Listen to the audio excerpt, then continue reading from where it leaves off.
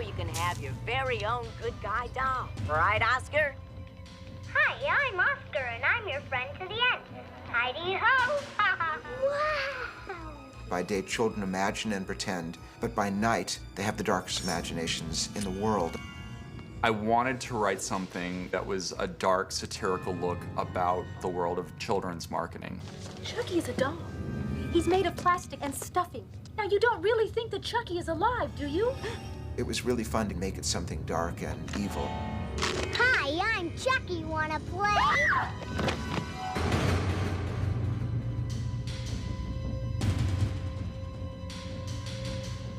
This was in the mid-'80s, 1985, and I was a junior at UCLA. Like any horror fan, I had seen The Talking Tina, Twilight Zone, and I was a fan of that killer doll concept. But it occurred to me that that had never been done in such a way where you could treat the doll as a full-fledged character. Hi. It's me, Chucky. What do you think? I had been in London with my wife, and I had read a book called The Victorian Dollhouse Murders because I was fascinated by dolls. They scared me. And I said to the woman that was running development for me at the time that I would love to do something with dolls. And she said that there was a script about 6 months ago called Blood Buddy, written by a young, talented writer, but it had not sold. My title for the original script first was Batteries Not Included. Then my agent said, well, we've got to change the title because Steven Spielberg is developing a movie called Batteries Not Included. So then we changed it to Blood Buddy. David read the script and liked it, and he bought it. I think everybody was pretty shocked that this was what I wanted to do next. I had started off as an illustrator for Jim Henson, and then I did An American Tail.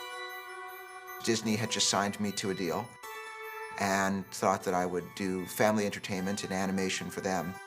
The first project that I bring to them is this project that would become Child's Play.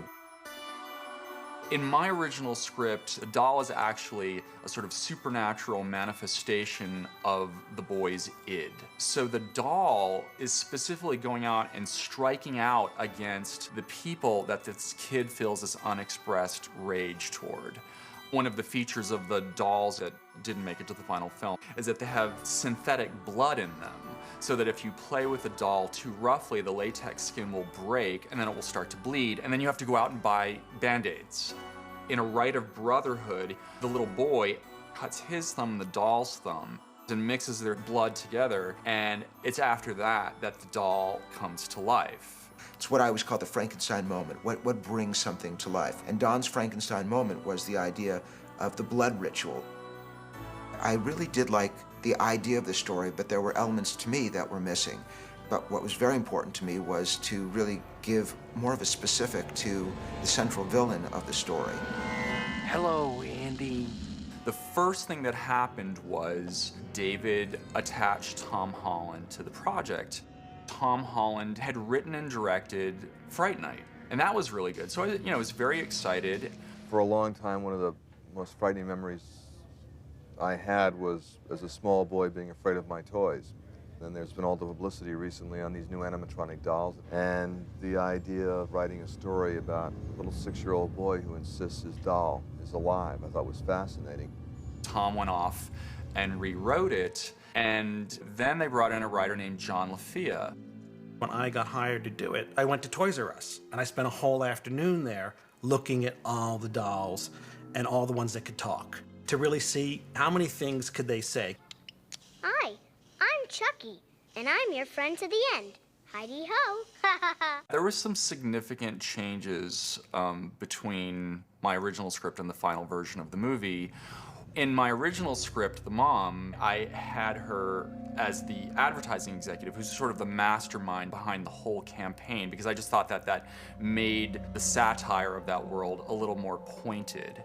For our director and the other writer, John LaFia, the idea of her being a single mother that was struggling was very important because she couldn't afford to buy the doll.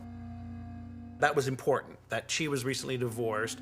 The kid was having issues because of that, and we don't know, is this kid unhinged? Mommy, I know who is on the kitchen counter. Andy. Who, Andy? I thought I Who? Chucky. Your doll? I felt that